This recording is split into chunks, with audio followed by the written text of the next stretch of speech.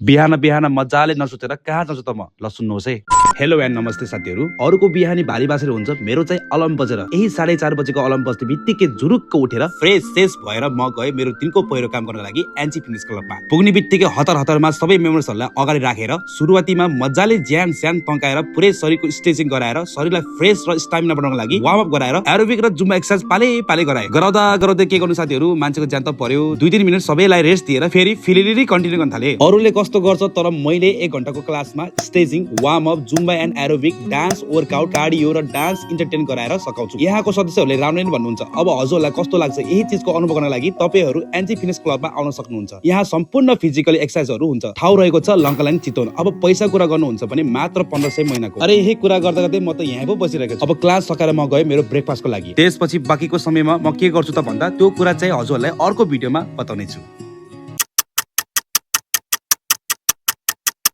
दिनमा 500 जना भन्दा बढीलाई यसै डान्स सिकाउँछु। ल सुन्नुहोस् है। नमस्ते साथीहरू, तपाईहरुलाई फेरि पनि स्वागत गर्न चाहन्छु मेरो डेली मिनी ब्लगमा। अगाडिको भिडियोमा बिहानीको सुरुवात हजुरहरु सामु पेश गरिहाले। अब मेरो दिनको सुरुवाती सुरु भयो। क्लास गरेर शरीरलाई फ्रेस बनाई घर आउने बित्तिकै सिधै नुहाउन थाले। नुहाएपछि कति राम्रो देखेछु भन्दै मुसुक्क हाँस्दै गए म खाना खानको लागि। अब कति चाँडो खाना खाएको भन्नुहुन्छ भने त्यसको आन्सर हजुरलाई अन्तिमसम्म थाहा पाउनुहुनेछ। त्यसपछि खानासाना खाइसकेपछि म तयार चिटिक्क परेर जान लागे मेरो दिनको काम स्कुलमा। स्कुलमा 1 देखि 4 सम्म अनिवार्य सबैलाई डान्स क्लास मैले लिनु पर्थ्यो र आज चाहिँ फेस एक्सप्रेसन र बडी ल्याङ्ग्वेजको क्लास हुने भएकोले सम्पूर्ण विद्यार्थी बाबु नानीहरूलाई पालै पालो क्लास लिन थाले। बाबु नानीहरू डान्स क्लास भन्ने बित्तिकै हुरुक्क हुने भएकोले मैले जसरी सिकाएको छु, जसरी बुझाएको छु उहाँले पनि आफूले सक्ने कोसिस गर्नुभयो। त्यसपछि सिकाउँदा ठ्याक्कै टिफिन सबै भइहाल्यो। त्यसपछि यसो दिन हेरेको त अझै सकेको छैन दिन भन्दै म गए अर्को मेरो स्कुलमा। बाबु नानीहरूको आज भोलि नै एक्जाम हुने भएकोले मैले सबैजनालाई पढ्न लगाए। त्यसपछि दिन पनि ढल्किँदै गयो र स्कुल छुट्टी पनि भयो। र एउटा कुरा के साथीहरू, हाम्रो पालामा यसरी डान्स क्लास हुने थिएन, तर अहिलेको बाबु नानीहरूले लिन पाउँदा म आफै नै खुसी हुन्छु। डान्स क्लासबाट बाबु नानीहरूले इन्टरटेन त पाउँछ, तर उहाँले आफ्नो संस्कृति, परम्परा, पोजिटिभ कुराहरू बुझ्नुको साथै शरीर एकदम एक्टिभ रहन्छ। र यही सोच्दा सोच्दै म गए घरतिर। तर के साथीहरू, एउटा डायलग छ नि, पिक्चर अभी बाँकी मेरो दोस्त। दिन त गयो, अब रातमा चाहिँ के गर्छु त यो कुरा हजुरलाई अर्को भिडियोमा बताउने छु। सबै परिवारहरू आराम गर्ने यो रातको समयमा म चाहिँ जान्छु कता।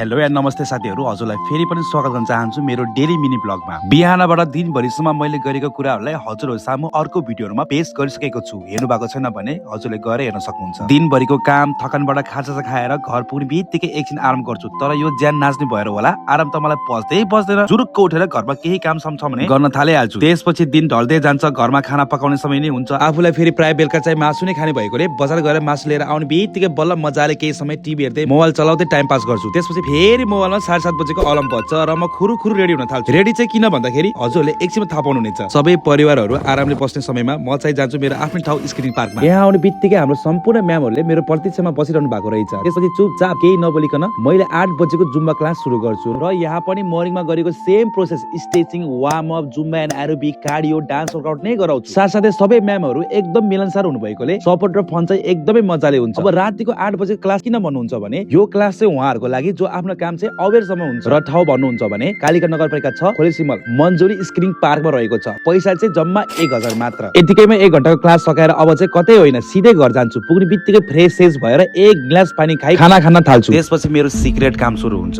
यो कुरा चाहिँ मेरो परिवारलाई पनि थाहा छैन के कुरा हो भनेर। यो कुरा तपाईहरुलाई म अर्को भिडियोमा बताउने छु।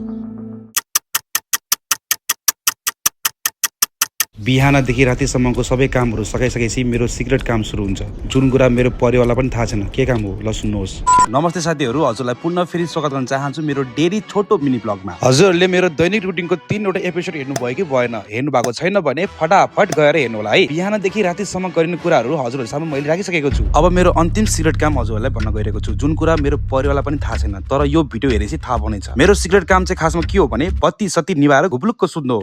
के गर्नु साथीहरू, रोबोटको ज्यान परेन, मान्छेको ज्यान त पर्यो, निन्दा त लागिहाल्छ। अब मेरो परिवारलाई कसरी थाहा हुन भन्नुहुन्छ भने म रातमा काम सकेर घर आउने समयमा सबै परिवारहरू अगाडि मस्त सुतिसकेको छन् अनि म सुतेको थाहा नै हुँदैन। अनि के साथीहरू, दिनभरि एउटै कुरा गरेर होला सपनामा मेरो डान्स मास्टरले डान्स गराएको देख्छु। को त मेरो डान्स मास्टर, को त मलाई सिकाउनु भएको गुरु, त्यो कुरा हजुरलाई म अर्को भिडियोमा बताउने छु।